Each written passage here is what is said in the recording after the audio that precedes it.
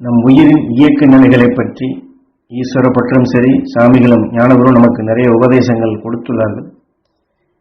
இதில் மீண்டும் உயிரை பற்றிய இயக்கத்தை ஓம் நமச்சிவாய சிவாய நமவோம், நம் உயிரின் வேலையை நாம் அறிந்து வைத்திருக்கின்றமா என்று அத்தகைய நிலையில் நாம் தெரிந்து கொள்வதற்காக ஞானகுரு உணர்த்துகின்றார்கள். இந்த வாழ்க்கையில் நாம் தவறு செய்யவில்லை என்றாலும் தவறு செய்பவர்கள், குறையாக பேசுவார்கள், இதையெல்லாம் அன்றாட வாழ்க்கையில் நாம் சந்திக்க நேருகின்றது. நாம் அவர்கள் தவறு செய்கின்றார்கள் என்று பார்ப்பதில்லை, ஆனால் சந்தர்ப்பம் அதை பார்க்கக்கூடிய நிலையாக அது நேரடியாக வரும்பொழுது நம் நல்ல குணங்களை மறைத்து விடுகின்றது, அது சாப வினையாக சாடுகின்றது. அப்பொழுது நாம் அந்த சண்டையிட்ட உணர்வுகளோ தவறு செய்த உணர்வுகளோ இப்படி சாப வினைகளாக வரும்பொழுது அது நமக்குள் பதிவாகி வளரத் தொடங்கினால் அவர்கள் எப்படி அதுபோன்று குற்றமாக தவறாக பேசி செயல்படுத்தினார்களோ, ஏசி பேசினார்களோ, அதே போன்று நம்மையும் இந்த உணர்வை இயக்கி நம்மையும் சாபமிடச் செய்யும், பாவங்கள் செய்ய செய்யும். தன் குழந்தையாக இருந்தால் கூட ஈவு இரக்கமற்ற அவனையும் தவறாக பேசச் செய்யும். என்னால் கோபத்தில் ஆத்திரத்தில் இவெல்லாம் உருப்படுவானா, நாசமாக போவான் என்று இப்படி நம்மை அறியாத பிறரிடமிருந்து கவர்ந்த உணர்வுகள் இதுபோன்ற சொல்லாக, உணர்வாக, நினைவாக நமக்குள் வந்து விடுகின்றது. மற்றவர்கள் நன்றாக வளர்ந்து கொண்டிருப்பார்கள் உதாரணத்தில், ஆனால் இத்தகைய குணங்கள் நமக்குள் வளர்ந்த பின் அவர்கள் மட்டும் நன்றாக இருக்கின்றார்கள், நாம் எல்லாம் சிரமப்படுகிறோம் என்று பொறாமையில் இந்த உணர்ச்சி வேகங்கள் கூடிய பின் அவர் நன்றாக இருப்பதை விடுத்துவிட்டு இப்படி செய்கின்றான், அப்படி செய்கின்றான், அவன் அதனால் தான் இப்படி இருக்கின்றான் என்று பாவ வினைகளாக தன்னை அறியாமலே இதுபோன்று எண்ணங்களை எண்ணும்படி செய்யும். நமக்கும் அவர்களுக்கும் எந்த சம்பந்தம் இருக்க, ரோட்டில் போய்கொண்டிருப்போம், பக்கத்து வீடோ அல்லது யாரோ மற்றவர்கள் ஏதோ ரோட்டிலோ மற்ற இடங்களில் ஏதோ பொதுவாக காரியம் செய்து கொண்டிருந்தால் இவர்கள் எல்லாம் எண்ணத்தை பெரிதாக செய்தார்கள், இதெல்லாம் ஏதோ காரியத்திற்காக செய்கின்றார்கள், பொருளை அபகரிப்பதற்காக செய்கின்றார்கள், பேர் வாங்குவதற்காக செய்கிறார்கள் என்று நம்முடைய உணர்வுகள் மாறிவிட்டால் சம்பந்தமே இல்லை என்றாலும் கூட இதுபோன்ற பிறருடைய செயலை பார்த்து தவறான எண்ணங்கள் உணர்வுகளை நுகரும்படி செய்துவிடும். அதுதான் பாவவினை என்று சொல்வது. ஆக இப்படி தவறு செய்யக்கூடிய நிலைகளையும் இதுபோன்ற உணர்வுகளை நாம் நுகர்ந்து தனக்குள் அந்த வேதனைப்படும் நிலைகளை ரசிக்கும் நிலையாக ஆகிவிடுகின்றது. ஆனால் நாம் தவறு செய்யவில்லை, ஏனென்றால் இது உயிருடைய வேலை. உயிர் எப்படி இதுபோன்று இயக்குகிறது என்பதை நாம் தெரிந்து கொள்ள வேண்டும் அல்லவா? அதற்குத்தான் குரு இங்கே உயிருடைய இயக்கத்தை பற்றி நாம் எதை எண்ணினாலும் ஓ ஓ என்று அதை ஜீவன் பெறச் செய்து, அதாவது பிரணவமாக்கி, நாம் சுவாசித்ததை, பார்த்ததை, கேட்டதை, நுகர்ந்ததை ஜீவனுள்ளதாக இயக்கி இம் என்று நம் உடலாக, அணுக்களாக உருமாறும் சக்தியாக நாம் நுகர்ந்தது அனைத்துமே ஓம் நமச்சிவாய, ஓம் நமச்சிவாய. அதாவது ஓ என்பது அங்கே ஜீவனுள்ள இயக்கம் பிரணவம் என்றாலும் இம் உடலாக ஆகி நமச்சிவாய, நமதாக, சிவமாக, இந்த உடலாக. அதனால்தான் ஓம் நமச்சிவாய, ஓம் நமச்சிவாய என்றால் நாம் சுவாசித்தது, கேட்டது, பார்த்தது, நுகர்ந்தது அனைத்தையும் நம் உடலாக நம் உயிர் மாற்றிக்கொண்டே வருகின்றது. அதே சமயத்தில் சிவாய நமவோம் என்று உயிர் இயக்கி உடலாக அது விளைந்த பின் எதை உற்று நோக்கி கேட்டு நுகர்ந்து பார்த்து அறிந்தமோ அதையே மீண்டும் சிவாய் இந்த உடலுக்குள் இருந்து நம்மிடமிருந்து அத்தகைய சொல்லை, அத்தகைய பேச்சை, அத்தகைய உணர்வுகளை இயக்கக்கூடிய சக்தியாக நம்மிடமிருந்து வெளிப்படுகிறது. அது புறத்திலிருந்து நுகரும் பொழுது ஓம் நமச்சிவாய, உடலுக்குள் விளைந்த பின் இங்கிருந்து மீண்டும் அதே சொல், அதே உணர்வு, அதே இயக்கம் வெளிவருகின்றதான் ஓம் நமச்சிவாய, சிவாய நம. இந்த உயிர் தொடர்ந்து இப்படி ஒவ்வொரு நொடி பொழுதும் நமக்குள் சதாகாலம் இயங்கிக் கொண்டே இருக்கின்றது.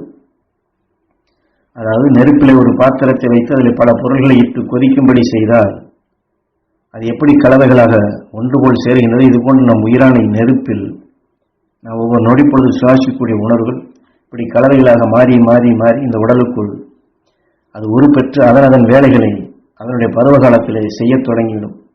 ஆக எந்த குணத்தை, எந்த நினைவை, எந்த உணர்வை எண்ணுகின்றமோ அதன் அறிவாக, அதன் செயலாக நம்மை இயக்கிவிடும். ஆக உயிர் நம்மை உணர்வார்கள் தான் இயக்குகின்றது. அதான் அரங்கநாதன், இந்த உடலான அரங்கத்திற்குள் நாதங்களை, அந்த உணர்வின் ஒளிகளை எழுப்புகின்றது. அது உணர்வு கொண்டுதான் நம்மை, உணர்ச்சிகளால் தான் நம்மை இயக்குகின்றது. ஆனால் நாம் அடுத்தவரிடம் உனக்கு உணர்ச்சி இருக்கின்றதா, உனக்கு இந்த உணர்வு இருக்கின்றதா என்று கேட்கின்றோம். கொஞ்சமாக அறிவு இருக்கின்றதா, அதாவது அந்த உணரக்கூடிய திறன் இருக்கிறதா என்று கேட்கின்றோம்.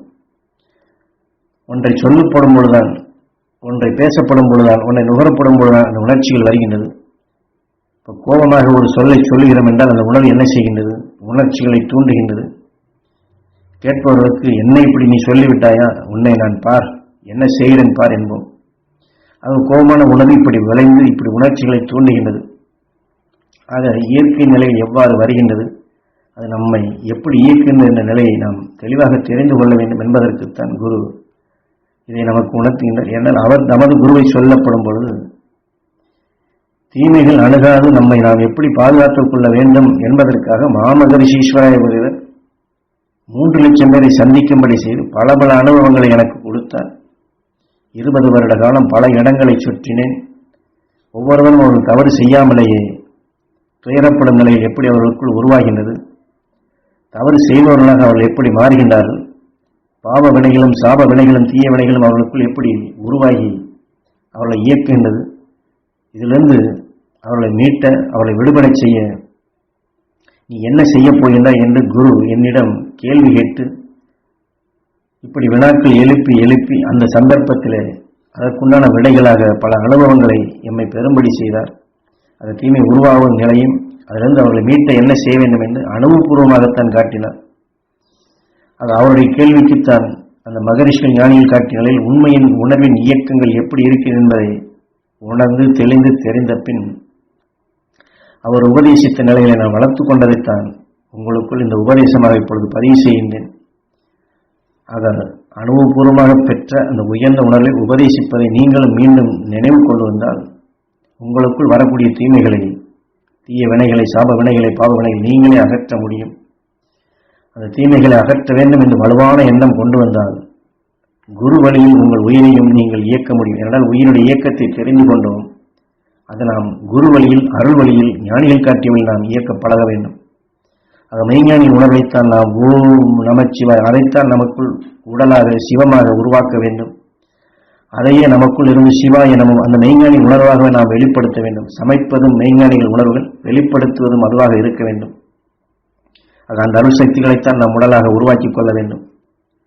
ஏனால் குருவை உங்களிடம் நான் காண வேண்டும் என்று விரும்புகின்றேன். ஏனால் அவர் எனக்கு இப்படித்தான் உணர்த்தினார். ஒவ்வொருவரும் எத்தனை நிலைகள், அவர்கள் அறியாத நிலைகள், துன்பப்படுகின்றார்கள், துயரப்படுகின்றார்கள், தீமைகள் அவர்களை சாடுகின்றது. அந்த உயர்ந்த உணர்வு நான் கொடுத்த தீமை நீக்கக்கூடிய சக்தியை அவர்களுக்கு அது கிடைக்க வேண்டும் என்று நீ பாய்ச்சி அந்த ஞான வித்தனைத்தான் குரு வழியில் அவர் எதை பாய்ச்சும்படி சொன்னாரோ உங்களுக்குள் அதை விளையச் செய்கின்றேன். அது அதே சமயத்தில் குரு சொல்லப்படும் பொழுது நீ பாய்ச்சும் அந்த உயர்ந்த உணர்வுகளை நீ பதிவு செய்த ஞான வித்தனை அதை வளர்த்திடும் நிலையாக யாரெல்லாம் விரும்புகின்றார்களோ, தீமையிலிருந்து விடுபட வேண்டும் என்று, விடுபட முடியும் என்று யாரெல்லாம் ஏங்கி இருக்கின்றார்களோ அவர்களுக்குள் இந்த உயர்ந்த உணர்வுகளை ஊட்டு அங்கே அது விளைந்து அவர்களுக்குள் வளர்ச்சி பெறும் பொழுது தீமையிலிருந்து விடுபடும் நிலையாக அவர்கள் விடுபட்ட நிலைகள் அங்கே நீ என்னை காண முடியும் என்று இப்படித்தான் மாமகரிஷி ஈஸ்வராய குரு எனக்கு உணர்த்தினார். ஆக தீமைகளை அகற்றி பொருளான நிலைகளை, அந்த சக்திகளை அவர் பெறச் செய், மனிதன் என்ற முழுமை அடையச் செய், அதற்குண்டான தகுதியை அந்த பருவத்தை கால பருவங்களை ஏற்படுத்தி என்றார். ஆக அவர்கள் தனக்குள் வரக்கூடிய தீமைகளை தாங்களே அவள் நீக்கி எங்களால் தீமைகளை அகற்ற முடிந்தது, துன்பங்களிலிருந்து விடுபட முடிகின்றது, மகிழ்ந்து வாழும் சக்தியை பெற முடிகின்றது, ஞானியில் காட்டிய வழியில் நாங்கள் வளர்ச்சியின் பாதையில் செல்ல முடிகிறது என்று அவர்கள் மகிழ்ச்சியுடன் வெளிப்படும் அந்த நிலைகளை நீ பார்க்கும் பொழுது அங்கே நீ என்னை பார்க்க முடியும் என்றார் மாமகரிஷி ஈஸ்வராய குருவர். குருநாதர் எனக்கு இட்ட அருள் பணி இதுதான். அந்த பணியைத்தான் தொடர்ந்து செய்து கொண்டிருக்கின்றேன். குருவை உங்களிலே நான் காண விரும்புகின்றேன். அந்த சக்திகளை நீங்களும் பெற்று மகிழ்ந்த நிலையாக என்றுமே ஞானிகள் அருள்வட்டத்திலே குருவினுடைய ஈர்ப்போட்டத்திலே மகிழ்ந்து வாழும் நிலையாகத்தான் உங்களுக்குள் இந்த ஞானவித்தை பதிவு செய்கிறேன் என்று ஞானகுரு நமக்கு இதிலே அவர் குருவிடம் பெற்ற அனுபவங்களை ஞானவித்தாக நமக்குள் பதிவு செய்து அருள்வழி வாழ்ந்திட தெளிவாக்குகின்றார்கள்.